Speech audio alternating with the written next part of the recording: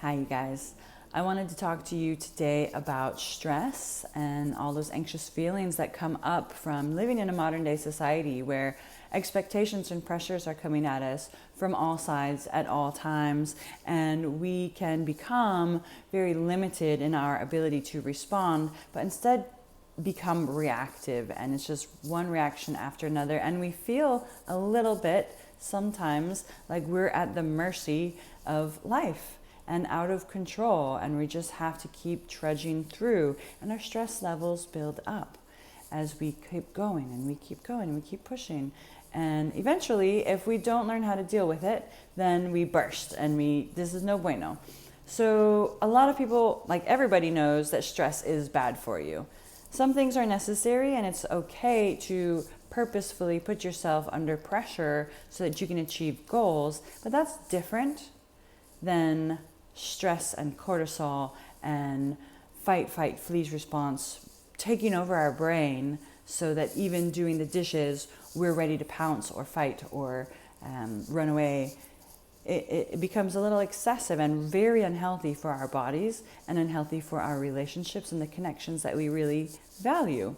So what I would like to do is share with you some techniques that you can use today, tomorrow, every day for the rest of your life that will help you to stop that stress response so that you're able to choose something else. Because when you're in fight, flight,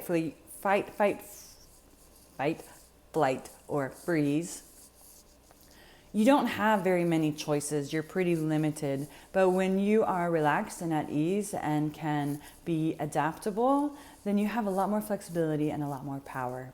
So these techniques are going to help you get there, and you can use them to take even the next further steps. But what I really want to point out before I show you these is that you are responsible for the changes that you want in your life, which means if you don't want to be feeling stressed, regardless of the conditions, it's up to you to do the work, to learn how to deal, to learn how to cope, to learn the techniques to change your own patterns, your neural networks.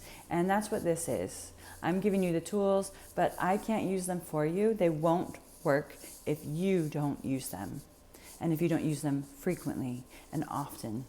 Because you got to practice this to get good at it. Everybody gets better at whatever they're doing with practice. So the first one, I'm sure you've heard, maybe you've done it, maybe you haven't, but it's really basic, which is just breathing. Taking in a deep breath and then exhaling twice as long. And taking in a deep breath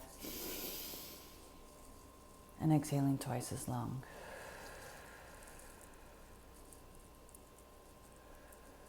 Letting it all out. And doing that just 3 or 4 times, you'll notice how much more relaxed your body becomes because it relaxes your vagus nervous system, which controls so much.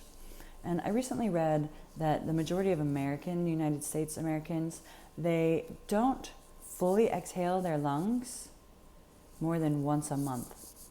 And so part of that exhale, that twice as long exhale, is really allowing yourself to let go of all of that air so that there's room for something fresh,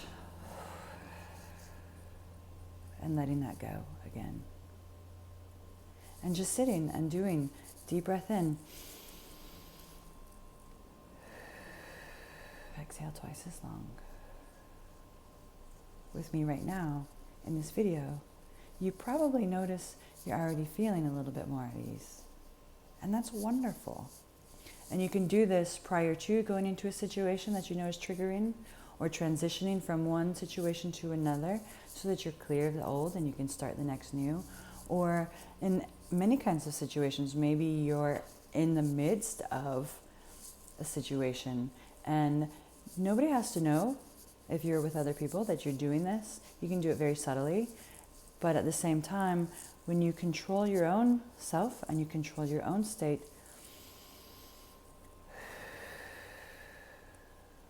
you also have power in that situation. And it's beautiful and it's wonderful. The other one I'm going to teach you, I did do in another video, but I wanted to put it in this one as well because I just want to keep it together. I'm going to do a series and I just want them all to be together. So the other one I learned from Melissa Tiers, and I think I have another couple practices that I also learned from her. She has a book called The Anti-Anxiety Toolkit. It's a fantastic book, and if you struggle with anxiety, I highly recommend you go check that out and do the practices that I'm teaching you here, as well as what she teaches you there, because she takes it to another level as well with education and more depth. But she teaches bilateral stimulation, and what this is, basically you grab an object, and it doesn't have to be anything large, significant. It can be keys, you can take a ring off your finger, and you bring it into the center of your body. You take it into the other hand and bring it out to the side. And you do this back and forth. And what this does is it activates both sides of your brain, both hemispheres, so that whatever pathway that you were on, whether it was reaction, whether it was negative thinking that just wouldn't stop, whether it is just wanting to go into a room, again, situation where you just want to be clear of whatever your own garbage is, like get rid of your garbage. Seriously, don't bring it around with you and fling it at people. So this is just activating both hemispheres of the brain, which causes your pathway that you were on, that trajectory, to be interrupted, because now it's like, wait, there's other things going on, and it gives you resources. 90 seconds. That's it. 90 seconds of doing this.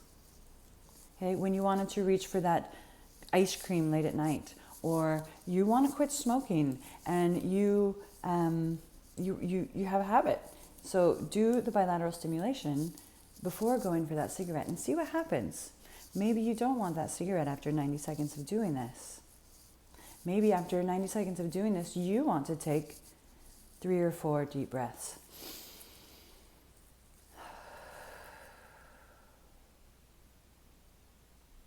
And that's fantastic.